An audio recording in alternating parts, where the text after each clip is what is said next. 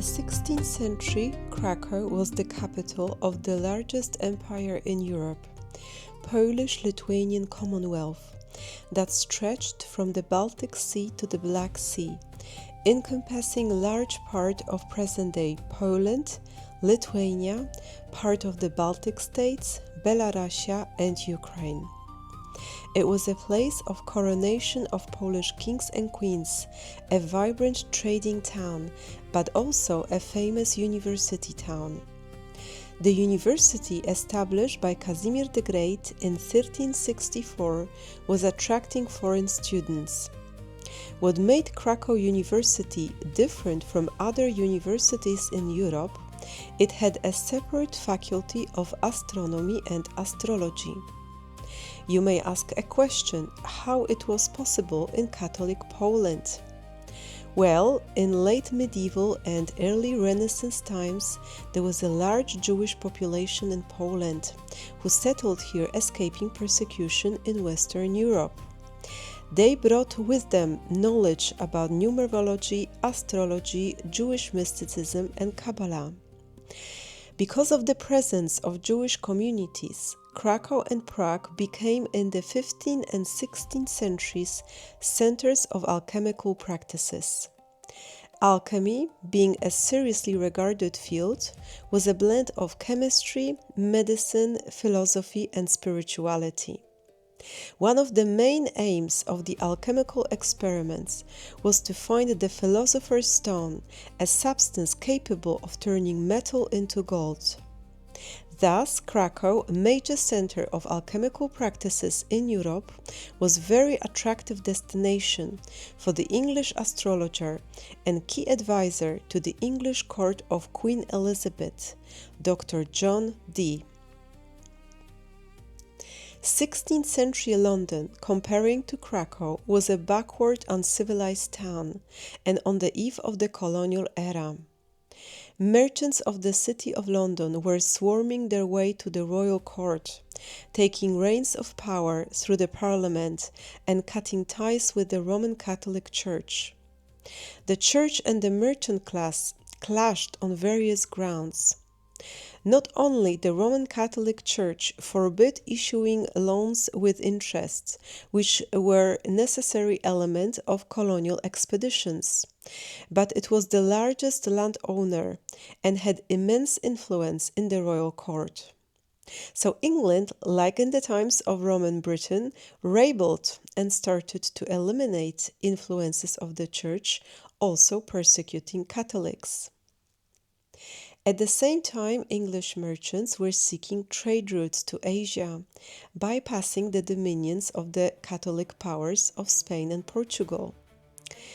With the Baltic trade sewn up by the Dutch competitors and the Spanish and Portuguese dominating in the Southern Sea, they navigated Arctic waters, hoping to reach America and Far East.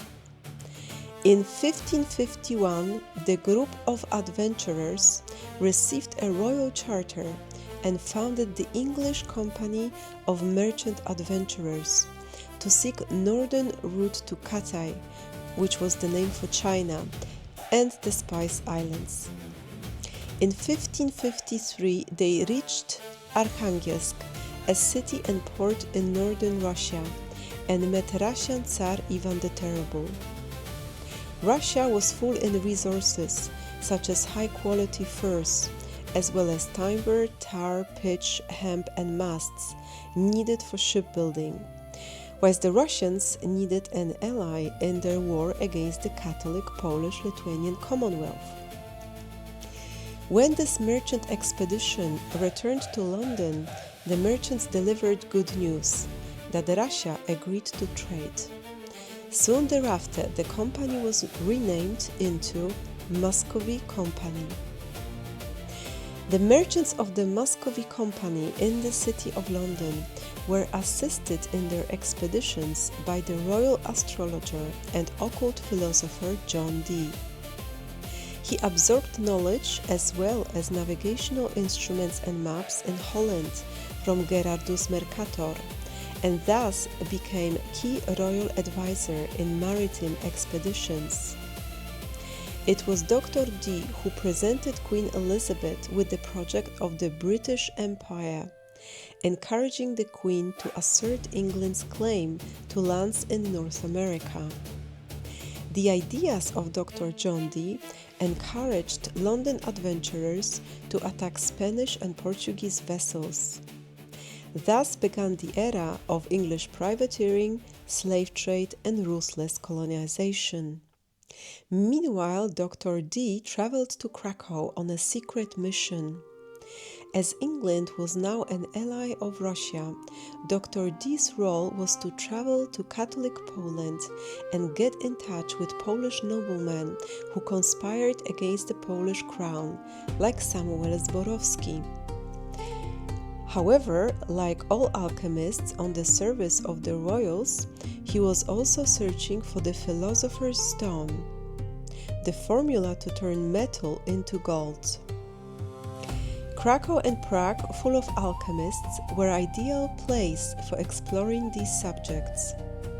So, Dr. Dee, accompanied by Dr. Łaski, a friend of Samuel Zborowski, arrived to Poland through Low Countries, North Germany, reaching Krakow in March 1584. However, he could not stay in Krakow for a long time, as clouds were gathering above Samuel Zborowski and his supporters. In May, Samuel Zborowski was executed on the Krakow-Wawel Hill for treason. Thus, Dr. Dee left Krakow in a hurry and went to Prague, the center of occult arts and Jewish Kabbalah. Very soon, accused of spying for Queen Elizabeth, he made his way back to London. Whilst Dr. Dee spied in Catholic states, other agents of the City of London were operating at the Russian court. They assisted Ivan the Terrible in creating secret police, modeled on the secret police of the City of London under Francis Walsingham, which in turn was modeled on the Venetian police. In Russia, it was known as Oprichnina. So, after the death of Ivan the Terrible, the power was taken over by an oprichnik, Boris Godunov, which started the civil war in Russia. Russian boyars and families of Szujskis, Golitsins and Romanovs started to plea Polish magnates to assist them in the overthrow of Boris Godunov. Around 1604, a young man appeared at the court of a Polish magnate, Adam Wiśniowiecki, claiming to be the son of Tsar Ivan the Terrible and seeking support to overthrow Tsar Godunov. Some of the Polish magnates like Adam Wiśniowiecki and Jerzy Mniszek saw this as a chance to ameliorate the relations with Russia, but also to recover some lost territories in the east.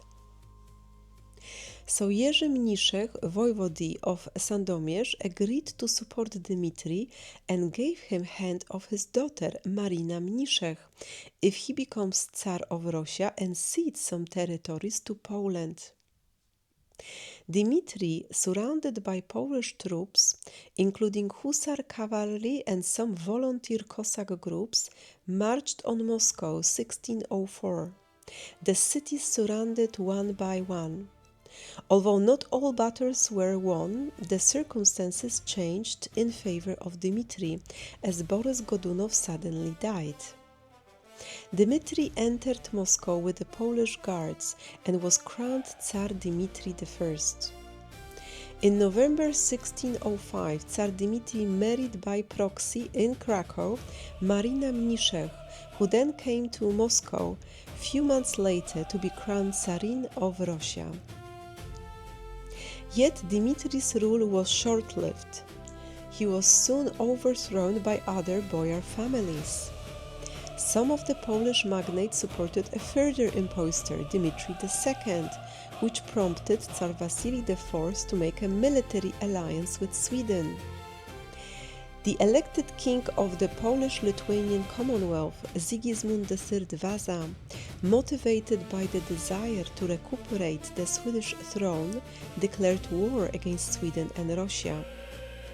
Some of the senators and military leaders like Hetman Stanisław Żółkiewski opposed the campaign, representing traditional views of Polish nobility, which did not support waging offensive wars. Yet, as king's servants, they could not disobey the order.